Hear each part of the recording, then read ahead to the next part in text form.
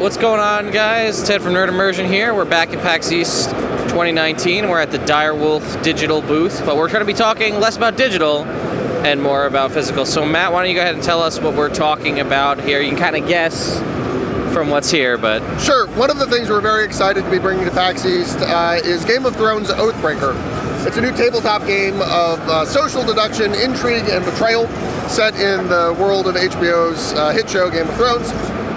In Oathbreaker, you have a game for 5 to 8 players where one player plays the king or queen, and the other players take on the roles of the lords and ladies of Westeros. The trick is some of them are loyal to the crown, and some of them are conspirators trying to bring a dynasty down. Nobody knows who's who, and nobody knows who else might share their goals and who they might be able to trust. So a big part of the game is figuring out, based on the play of the game as it unfolds, who you think has the same objectives as you, who's on your side and who's not, so that you can make informed decisions about, who you can trust, who you can share things with, and who you need to stop at all costs. And I can see, it looks, obviously, you guys, I'll have close-up video and images of all this, but it's very nicely done. I like it's got a lot of images all from the show for the different characters and different scenes. So how many players are we talking? 5 to 8. It's social deduction games. You need a group of people so that there's enough uncertainty in who's doing what. There are some big twists from some other social deduction games going on in Oathbreaker. The biggest one is that everybody plays every round. There's no player elimination. Nice. And you've got more time to figure out who's doing what and who's up to something. But it's also much more, it's very, very important. When you're playing as the king or queen, throughout the game you'll be issuing edicts, which are cards that you play on other players that can be rewards or penalties based on who you think is loyal. It's very important that you try to figure out with some accuracy who's on your side, because if you're punishing your allies and rewarding your enemies, things are going to go badly for you very quickly. Sure. Over the course of the game, there's a lot of shifting allegiances and a lot of misrepresentation and bluffing and who's doing what. But one of the other fun twists is that even the conspirators who want to bring the whole thing crashing down need things to be successful some amount of the time. You can't just oppose everything always, because succeeding on missions is how conspirators can get the resources that they need to win the game. And about, obviously, I'm sure it can all depend on how things are going, but about how long does a game typically take? It'll vary a little bit based on familiarity and whether you're 5 players or 8 players, but in general the game is around 45 minutes. Okay. And I know it's not out yet. You have a copy here as a demo, and people can play it if they're here at PAX. But when does a mass release, and where can people get it? It'll be in stores everywhere in May. We also just started a pre-order program on our website, direwolfdigital.com, today. And if you pre-order it from us, it'll be delivered to you a couple of weeks before it's in stores.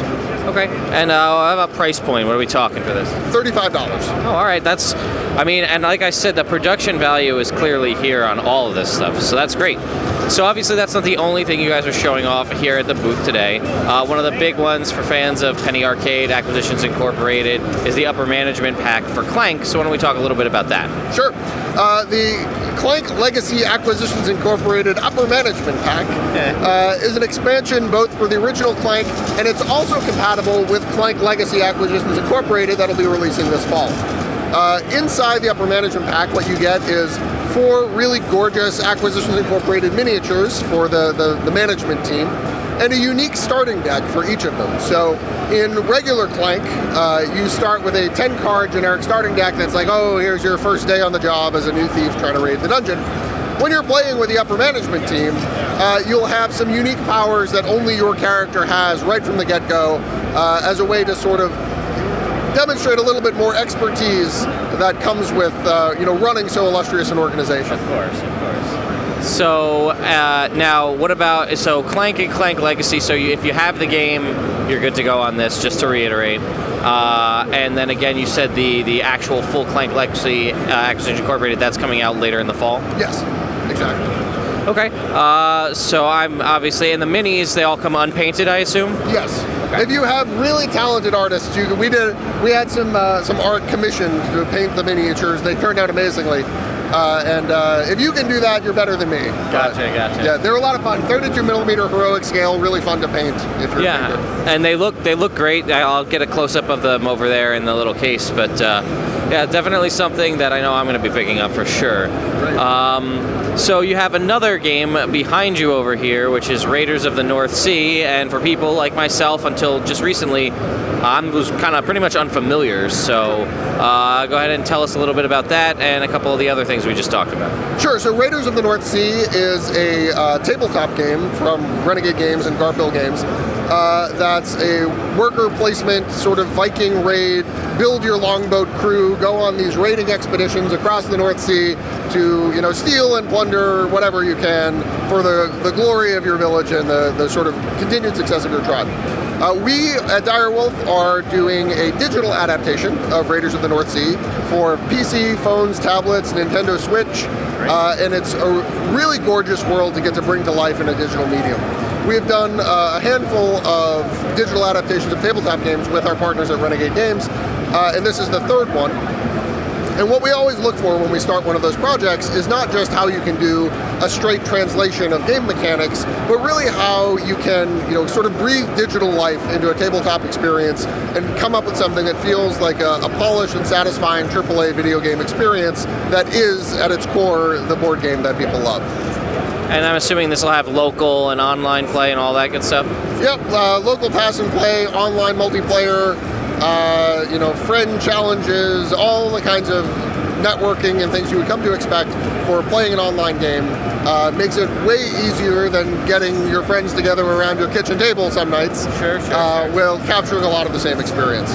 And how do you guys go about deciding which games you're going to do digital adaptations for, or is that behind the scenes we can't talk about that? No, we love to talk about that. We just announced recently a slate of new video game adaptations of board games. Raiders is the first one in this new slate. We've also got Yellow and Yangtze and Sagrada and Root and Mage Knight and Wings of Glory and some really exciting stuff coming in that space. And what we're always looking for are, sometimes when you sit down and you play a tabletop game, you just can feel what it would be like to play this game on a tablet or to play this game on your couch, you know, on your TV on a Switch. And when the clearer and easier you can see that, the more excited you become about, you know, this is a game we love. These are great strategy games. We're all gamers at Direwolf. And we also can see, yeah, this is going to look awesome when it's animated and brought to life and really exciting. And those are the kinds of things that get us really excited about new projects. All right. Well, is there anything else you want to mention here at PAX, or let's call us a close? Pre-order Oathbreaker. It's great. It's a really fun game. Yeah, we've got a lot more exciting stuff and some unannounced stuff coming down the road too. We're busy and we're making some fun things. All right. I'll have links in the description to all the Direwolf social media and the website and all that. You guys can go check it out for yourself. So, Matt, thanks again. Thank you. I'll see you at the next con. Yeah, we'll be here. Have a great show.